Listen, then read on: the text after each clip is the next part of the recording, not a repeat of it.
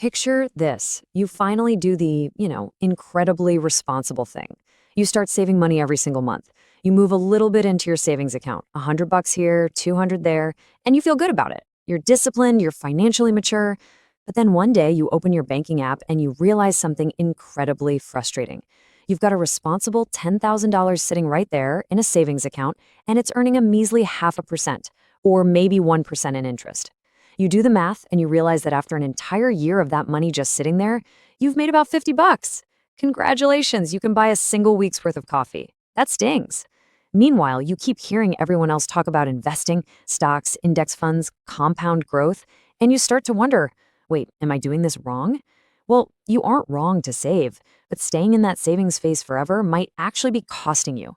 Welcome to today's explainer, where we're going to lay out the exact step-by-step path from saving money to smart index fund investing. Here is our roadmap for today. First, we'll look at the saving-only trap. Then, overcoming the fear. Third, the 5-step path. Fourth, the magic of compounding. And finally, surviving market crashes. Part 1. The saving-only trap. Okay, let's start with a statement that might sound a little controversial right out of the gate. Saving money alone will almost never make you wealthy. Now, don't get me wrong, I want to completely validate your discipline. Saving is incredibly important, but it's not the final goal. It's just the first stage. Because here's the fundamental difference. Savings protect your money, but investments grow your money. Those are two very different jobs, and relying on saving alone rarely builds the real long-term wealth that buys you true financial freedom. Imagine you have that 10 grand saved in a typical savings account earning 1% interest. After 1 year, you have $10,100. Now let's compare that with investing. Historically, the S&P 500 stock market index has returned about 10% per year on average over long periods. If that same 10,000 earned 10% annually, well, after 1 year, you'd have $11,000. Now, I know what you're thinking. A $900 difference after 12 months might not seem like a life-changing amount of money at first glance, but here is what most people completely miss. And this brilliantly illustrates the jaw-dropping cost of not investing. When we stretch the timeline out to 20 years on that initial $10,000, the magic of compounding really kicks in. After 2 decades, your savings account at 1% has grown to about $12,200. But that same money invested in the market at a 10% average return, it literally balloons to roughly $67,000. It's the exact same starting money, but a completely different outcome. You see, the biggest wealth gap isn't usually between people who save and people who spend. It's between people who save and people who invest. It's just a massive missed opportunity. Section 2, overcoming the fear. So, if the math is that obvious, why do so many people get stuck? Why do most people never make that transition from saver to investor? Well, the hurdle isn't math, it's psychology. Saving feels safe, while investing feels risky. When your money sits in a savings account, you can see it. It doesn't fluctuate, it doesn't randomly drop 5% on a Tuesday afternoon. Investments, however, move, sometimes up, sometimes down. And that emotional volatility, it absolutely terrifies people. They're scared of losing the savings they worked so hard to build. And honestly, that's a totally valid fear. But to reframe that risk, think about it like this. Saving money is like storing seeds in a jar. Investing is like planting those seeds in soil. When you put seeds in a jar, you're protecting them. They are perfectly safe, but absolutely nothing grows. When you take those seeds and put them in the dirt, sure, it looks mathy at first. You don't see results right away. The environment fluctuates with the rain and the sun. But over time, that messy soil is exactly what's required for actual long-term growth. Eventually, you have a harvest far bigger than the original seed. Part 3, the 5-step path. Okay, let's dive into this. Because we want to move those seeds from the jar to the soil without causing you endless anxiety, the transition from saving to investing should happen in stages, not all at once. We're going to map out a core, stress-free roadmap to safely turn you from a saver into a smart investor without risking your financial security. Here's the complete journey at a glance. Step 1, the emergency fund. Step 2, mental separation. Step 3, start small. Step 4, simple investments. And Step 5, consistent discipline. Let's break these down one by one. Step 1, build a 3 to 6 month cash emergency fund. So the crucial point here is that before you invest a single dollar, you absolutely need a safety net.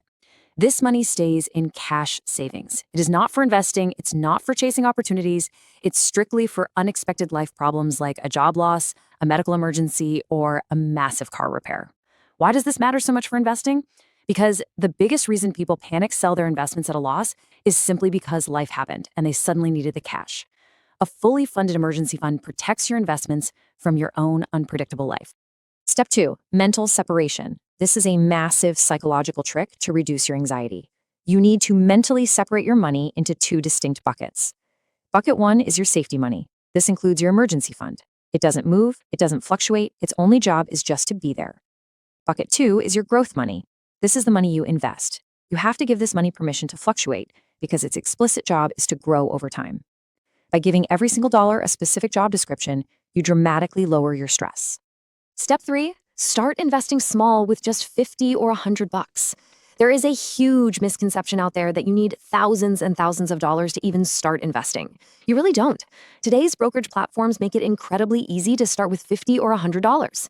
In this step, the goal isn't massive profits. Actually, scratch that. It's really simply about building the habit of investing.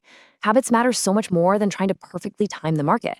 You're just getting comfortable with the mechanics of moving money into an investment account. Step 4, simple investments. Beginners often make the massive mistake of jumping straight into day trading, options, or crypto speculation. Forget all of that. The simplest investments often outperform the complicated ones. Enter the index fund, a simple investment tracking hundreds of companies at once for diversification, lower risk, and long-term growth. Instead of trying to pick the one winning stock, an index fund buys a tiny piece of the entire stock market. It's a real game changer. It's so effective and simple that legendary investor Warren Buffett has repeatedly recommended low-cost index funds for most investors. It just works. Section 4, the magic of compounding. What happens when you combine that simple index fund strategy with unshakable consistency over a long period of time? Well, the most powerful investing strategy in the world is actually wonderfully boring. Imagine you consistently invest just $300 a month into the stock market. Let's say the market averages an 8% return per year. After 25 years, you would have a total balance of roughly $285,000. But here's the crazy, mind-blowing part of that math. Over those 25 years, you only contributed $90,000 of your own money out of pocket. The rest of it, almost $195,000, is pure investment growth. That is the heavy lifting of compound interest working in your favor.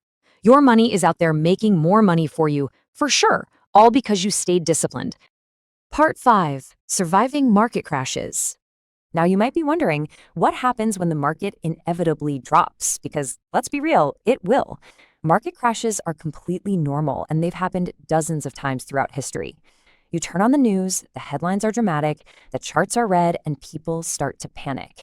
How do you survive that without abandoning your plan? The secret lies in a complete mindset shift. Market crashes just mean your monthly investments buy more shares at lower prices. When the market drops, it's essentially throwing a massive sale. Because you're consistently investing that $300 a month no matter what, when prices are down, your money buys significantly more shares of that index fund. Then when the market inevitably recovers, those extra shares you bought on a discount lead to much stronger returns. This is exactly why experienced investors stay calm during volatility. They aren't thinking in days or weeks, they are thinking in decades. Ultimately, navigating this transition comes down to recognizing the unique value of both phases. Saving gives you stability, but investing gives you freedom. The earlier you combine both, the more incredibly powerful your financial future becomes. So I want to leave you with a final question to think about today. As you look at your own bank accounts, which stage are you currently in? Are you still protecting those seeds in a jar, or are you ready to start planting them in the soil?